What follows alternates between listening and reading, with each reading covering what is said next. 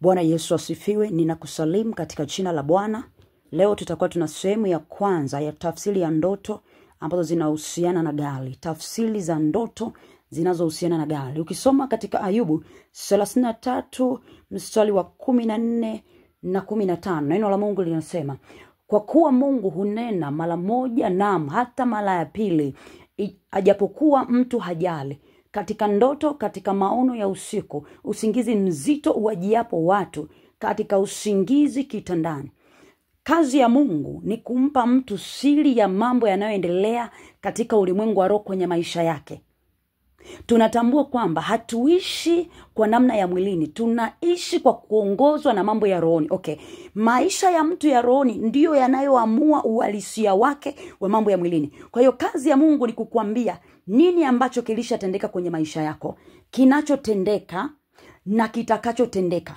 Kwa hiyo Mungu anapofunua wakati umelala usingiza na kuonyesha ndoto, anajaribu kusema na wewe kuhusu mambo yaliyopita ambayo yashawahi kufanyika kwenye maisha yako, yashawahi kuyafanya au mwenyewe uliyafanya, au mambo ambayo yanafanyika sasa, au mpango wa adui wa asili ambao amepanga kukufanyia baadaye. Ndio maana huwa anasema kupitia ndoto.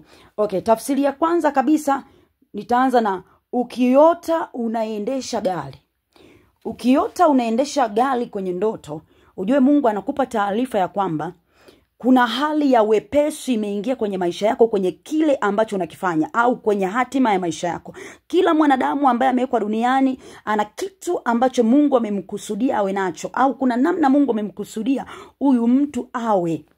Kwa hiyo ukiota unaendesha gari, ina maana Mungu kaachilia wepesi. Kama ni kwenye eneo la kazi, ina maana Mungu amedhibiti maadui. Hautapitia misukosuko yoyote wala changamoto zozote kwenye hiyo kazi yako, kwa sababu Mungu ameweka ulinzi. Ila endapo tu ukiota unaendesha gari pasipokuwa na kuyumbayumba wala misukosuko wala ajali wala chochote kile, haupitii njiani. Kwa ujue kama ni mtumishi, ina maana Mungu ameshaachilia wepesi, hautapitia ugumu au changamoto kwenye hiyo huduma yako. Kama ulikuwa unaomba maombi, basi Mungu ameyasikia na ameweka ulinzi kwenye hilo eneo. Lakini kama ni mtu ambaye labda una biashara, umeajiriwa, au labda ulikuwa una mipango ya kufanya jambo fulani, ujue Mungu pia anakujulisha kwamba ni wakati sahihi wa wewe, kama ni ulikuwa na mpango wa kufanya jambo fulani, kulifanya, kwa sababu hilo jambo litafanikiwa bila shida yoyote.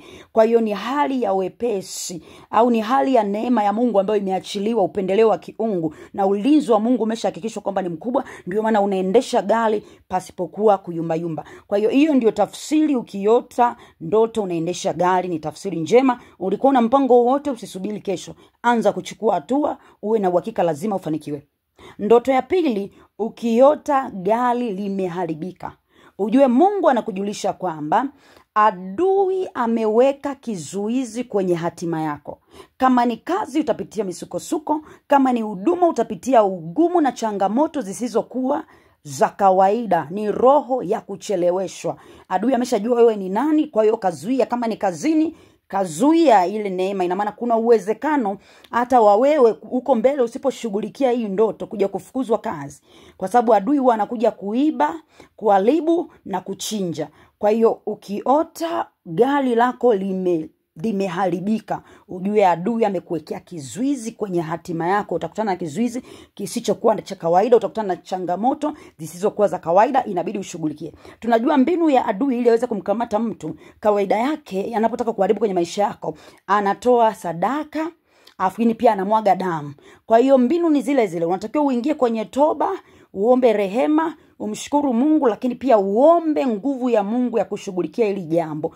Ushughulikie kazi za adui na kuvunja hizo roho za delay spirit, roho za kucheleweshwa. Baada ya hapo, hakikisha tayari, kwa sababu si tayari tuna damu ya Yesu Kristo, hakikisha unasimamisha sadaka. Naamini kwenye hiyo changamoto Mungu atakutoa na atasema na wewe kwenye ndoto. Kwa sababu kama alisema na wewe kwenye ndoto, ina maana lengo lake ni kukuokoa hapo. Lengo lake ni kujua nini kilichokuwa tayari kimetendeka au kitatendeka au kinatendeka. Kwa hiyo anataka ushughulikie. Ukishashughulikia na ukafuata hii misingi ambayo nimekwambia, ukaomba rehema, ukamshukuru Mungu, ukaomba uwepo wa Mungu na malaika wa vita kwenye hilo eneo, ukashughulikia, ukasimamisha na sadaka yako, ukainenea, Mungu atakupa maelekezo uisimamishe wapi. Basi naamini Mungu atakusemesha tena kwa utukufu wa jina lake kwamba umeshinda kwenye hilo eneo, au wapi unatakiwa tena ushughulikie.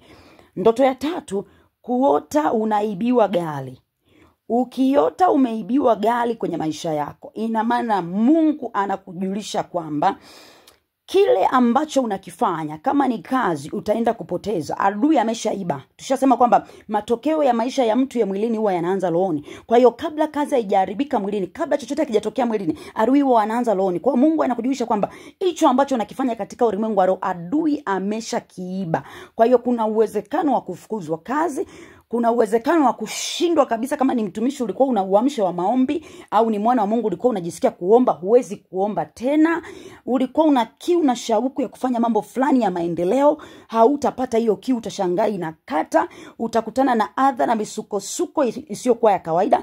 Kila unachojaribu kukianzisha kinakufa, kwa sababu adui ameshaiba hatima. Ina maana kama Mungu alikuwa amekukusudia wewe kuwa mtu fulani, adui ameshaiba katika ulimwengu wa roho. Kama ulikuwa unapenda kuwa mwimbaji, unakuta kiu ya uimbaji inatoka. Hata ukijaribu kuimba ni kama unatumia nguvu sana, hakuna upako. Adui ameshaiba hiyo hatima. Kama ni kazini watu walikuwa wanakuelewa, wanaanza hawakuelewi, jua adui ameshaiba. Kama ni biashara unaanza unakuwa unafanya, huoni wateja, huoni mwanzo. Tukitakachofikia ni kwamba adui atahakikisha anafunga hao wateja mpaka anafikia mahali unafunga hiyo biashara. Kama ni kazi atahakikisha vita vinainuka mpaka unafukuzwa hiyo kazi. Kwa hiyo unatakiwa kushughulikia sawa sawa na yale maelekezo nimetoa kwenye tafsiri ya ndoto ya pili, kuota gari limeharibika. Kwa hiyo ukiota gari limeibiwa, hakuna kitu utakifanya kwenye maisha yako kitaenda. Hii ni sehemu ya kwanza kabisa ya tafsiri za ndoto za gari. Tutaendelea tena. Kwa majina naitwa Pastor Esther Samuel, au niite Prophetess Esther Samuel Mwangisi. Mungu wa mbinguni akubariki.